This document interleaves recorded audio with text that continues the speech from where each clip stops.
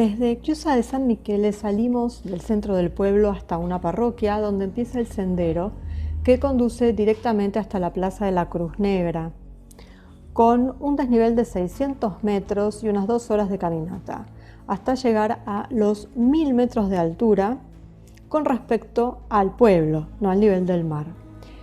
Hay otros 2 caminos de los que luego hablaremos porque tienen sus particularidades, sus historias también aparte.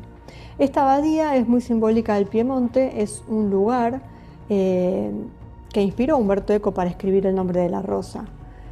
Es una abadía muy antigua, construida entre el año 983 y 987 en la cumbre del monte Pirchiarino, a 40 kilómetros de Torino. Forma parte del recorrido de peregrinación de San Miguel, también llamada Vía Micaélica o Línea de San Miguel, que recorre 2000 kilómetros de largo desde Mont Saint-Michel en Francia hasta Monte Sant'Angelo en Puglia, también en Italia. Bueno, luego de toda esta subida por la montaña, toca hacer muchas escaleras también para llegar solamente hasta la entrada a esta famosa Plaza de la Cruz Negra. Y una vez que se hacen estas escalinatas y se logra llegar a la abadía en sí misma, una vez dentro, otra vez nos toca una escalinata, que se llama la Escalinata de los Muertos. Una vez allí vemos enseguida un pilar de más de 18 metros que sostiene el pavimento de la iglesia, propiamente dicha, que está por encima, está en el piso superior. Luego vemos un espigón de roca que se funde en el muro situado enfrente. Y en el nicho central, hasta 1936, se custodiaban algunos esqueletos de monjes. Por eso el nombre de Escalinata de los Muertos. Este atrio fue utilizado un tiempo también como sepultura de hombres ilustres y abades. De esas sepulturas actualmente quedan solo 5. Una vez alcanzada la cima de esta escalinata, se atraviesa el portal del Zodíaco, construido en 1128. Se llama así porque las estípites de la fachada, que está orientada hacia la escalinata, no hacia el exterior, sino hacia adentro, están esculpidos en la parte derecha con los 12 signos zodiacales y en la parte izquierda con las constelaciones australes y boreales. Hay esculpidas también escenas de caza a la liebre, 2 versos escritos en latín y la firma del autor. También hay unos capiteles muy simbólicos donde se ve la representación de Caín y Abel, también se ven 3 personas enojadas que se tiran del cabello, las aventuras de Sansón, 2 mujeres que le dan el pecho a 4 serpientes, 4 halcones en círculo, un león enfurecido, 3 tritones, y en las bases de las columnas vemos 3 leones que se persiguen y 2 grifones que le pican la cabeza a un hombre. Todo esto tiene que ver con cultos muy antiguos que la Iglesia luego tomó desde su punto de vista esotérico, la parte esotérica de la Iglesia que ya todos conocemos, que tiene mucho que ver también con sus órdenes religiosas y órdenes guerreras, sobre todo en esta época en donde comienzan las cruzadas. Esta escalinata, que lleva hasta el portal del Zodíaco, tiene 243 escalones, que en numerología reducido da 9, que significa la perfección y la iniciación. Y de hecho es como salir de una gruta, donde están estas criptas, esta escalinata, es como salir de una caverna a la luz. Es como una puerta al cielo, una ascensión, es pasar por el túnel que constituye la propia escalinata hacia la luz. El portal tiene 7 columnas a la derecha y 6 columnas a la izquierda, que otra vez, si hacemos numerología, dan muchos significados.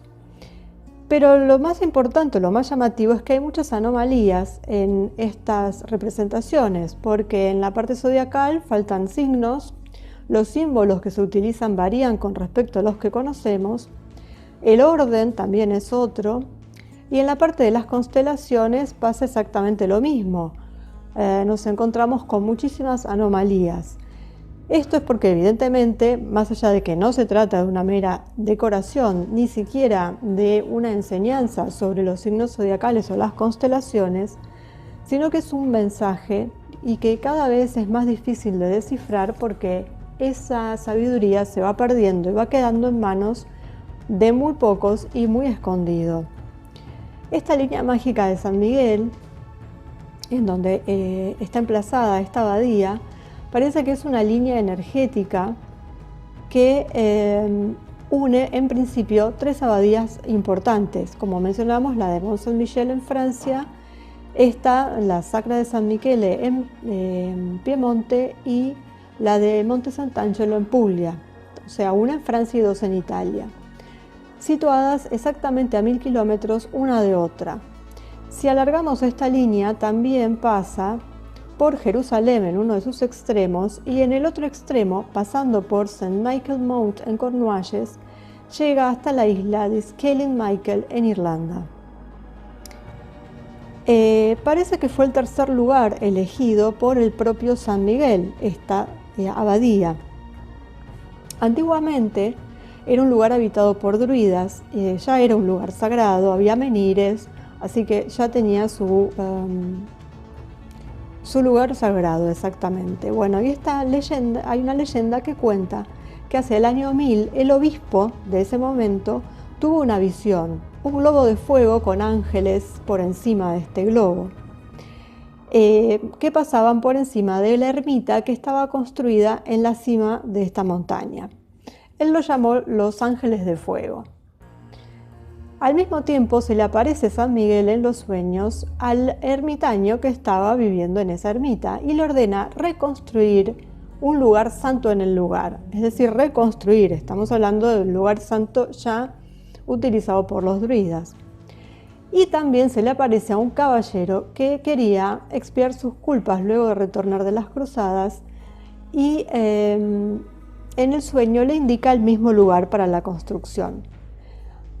Ahora bien, este caballero de origen francés dicen que simplemente buscó el aval del Papa, también de origen francés, para edificar en tierra ajena, quedarse con el territorio que sería declarado fuera de la injerencia civil local por ser un monasterio, y de hecho logró un decreto de emancipación del lugar de manos del Papa, de su amigo el Papa francés.